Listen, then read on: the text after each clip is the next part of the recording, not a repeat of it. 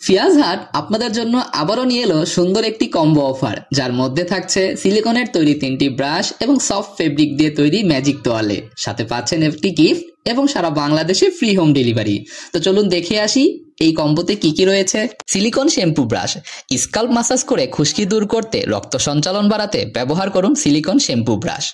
Silicon back brush, পিঠের কোণের ময়লা ও ডেড সেল দূর করতে, ত্বককে মসৃণ রাখতে ব্যবহার করুন এই সিলিকন ব্যাক ব্রাশ।